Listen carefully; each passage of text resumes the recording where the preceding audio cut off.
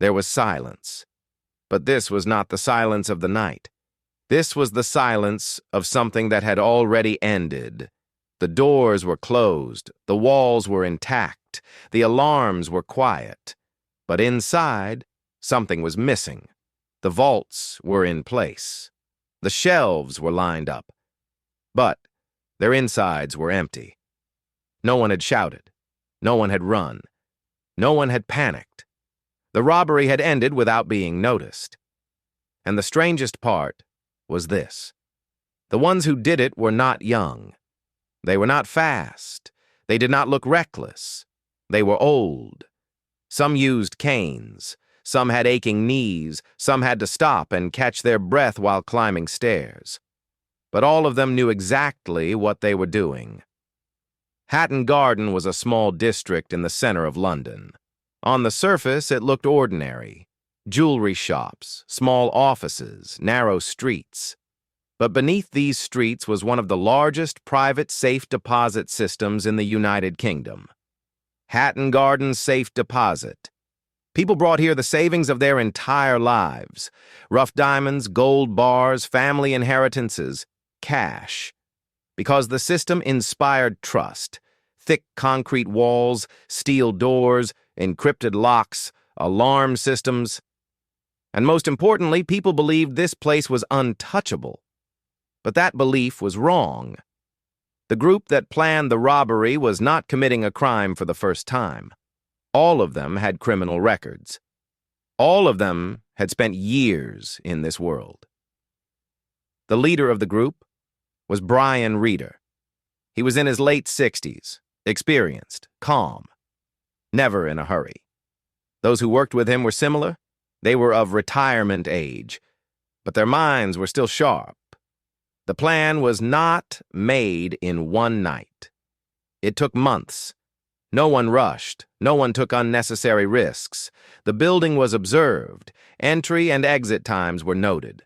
Moments when security was weakest were identified.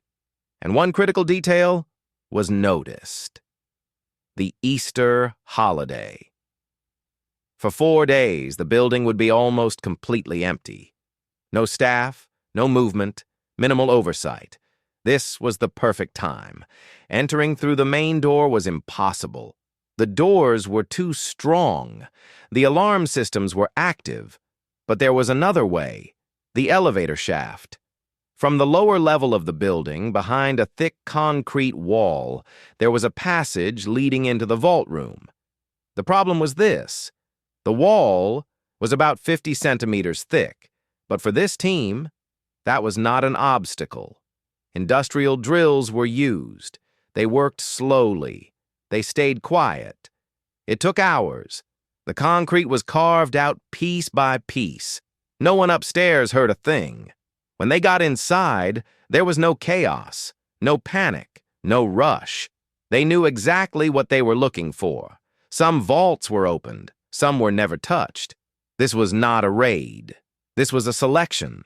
In total, around £14 million worth of cash, diamonds, and jewelry were taken. But the most striking part of the robbery did not appear at that moment, but afterward.